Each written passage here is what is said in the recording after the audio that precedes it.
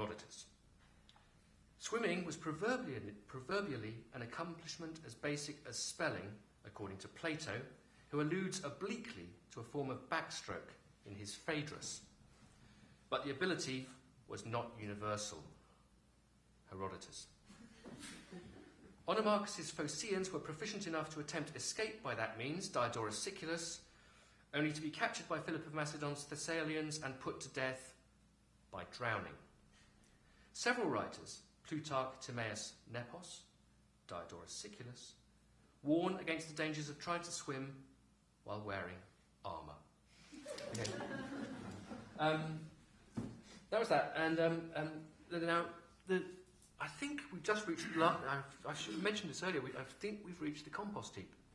Just after Upper Twin Hoe, as you've passed the bend, and the summit is now in sight, there was an enormous compost heap, which was extremely good for the digging of worms, which I happily indulged in for my trout fishing when I was in my trout fishing days.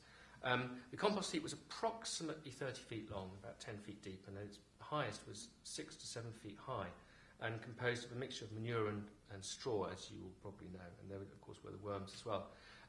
That's what we in the trade call a slightly irrelevant interlude, because it has no bearing on business at hand whatsoever. Lampreys Dictionary. I've discovered that I've lost my place, and there's no way that I'm going to be able to find what I wanted to read in this book without spending 10 minutes doing it.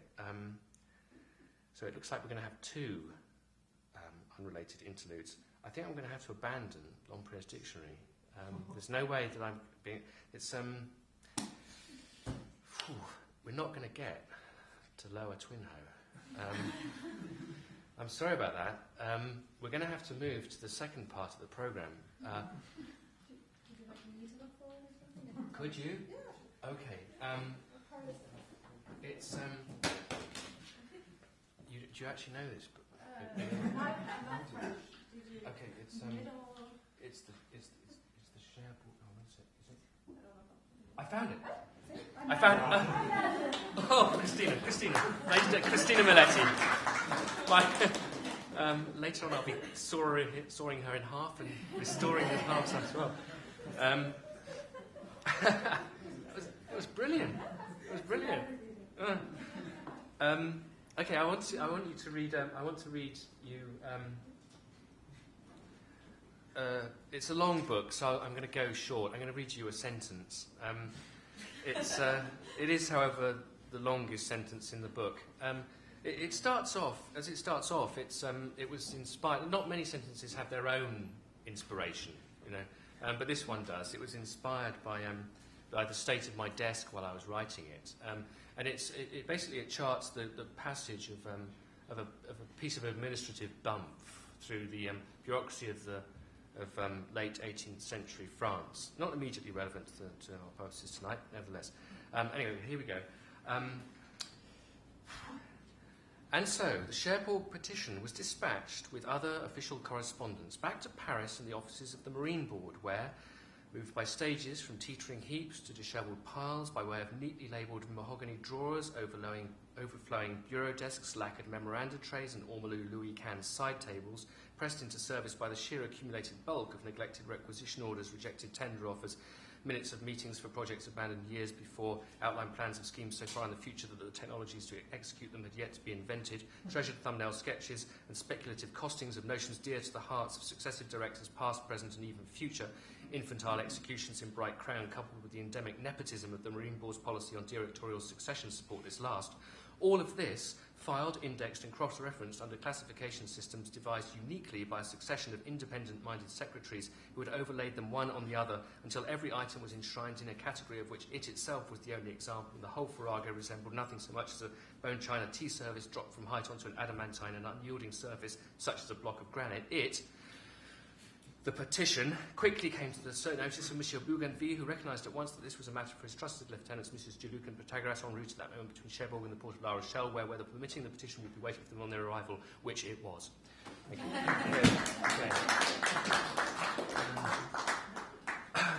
and that was that book. You'll find if you read it, it takes a bit longer than that. Okay, I finished this book, In the Shape of War, in 2007. I started writing a book which his working title and real title would have been The Levels.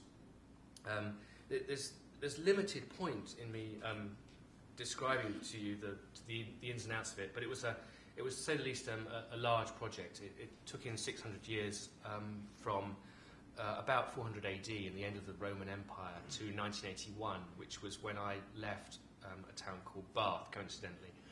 It's not set in Bath, but a reimagined one called Sufton. So it's 600 years of the same a sort of family saga. I got 300 pages in, and I'd been working on it for 7 years, and I wondered if I could continue or not. And then a succession of events happened.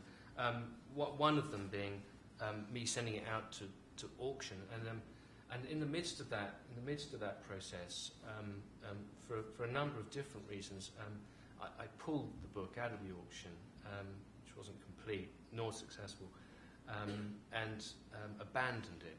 So it's an interest. I mean, I can't recommend chucking 7 years' work in the bin to any of you. But I'll say, if it doesn't happen, if you get through life without it happening to you, one, good luck, but two, it does engender a certain sense of exhilaration, if nothing else. Sense of waste is extraordinary. So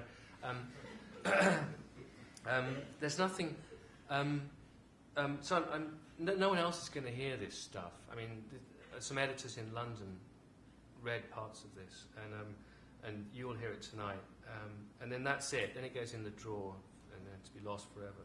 So it starts. The sections I'm going to read are all set in the 1981 part. The other parts take too much exposition. We haven't got time. And as it begins, Jamie, the novel's hero, is on top of a bus, and then what happens is, I don't know, clearish. Everything was falling. The deck tilted under Jamie and began to sag, the tarmac and topsoil crumbling under the vehicle's weight, brilliant sunshine overhead and Joe gunning the engine even as the chassis bumped down, dropping all of them into the first of that summer's unsuspected voids. Heike wrestled with the straps of her rucksack. Mr. L fell back in his seat. Jamie's disbelief ballooned. He was on a bus, on a hill, 30 miles from the nearest coast, and he was sinking. He stumbled down the stairs, tripped and pitched forward off the back platform. Engine fumes billowed, red and yellow bus lights flashed, the stony, rutted floor reared up. Here it comes, Jamie thought through a haze of sunstroke and nausea, the latest forced landing of his 17th year. But his flailing arms and legs seemed to slow. The floor dropped away faster than he dropped towards it. For a moment he hung as if frozen in mid-air. The moment wouldn't last, he knew, suspended in the pause before he pancaked down. This kind of moment never did. But neither did the other sort, the solid-footed, well-balanced, stable-seeming moments.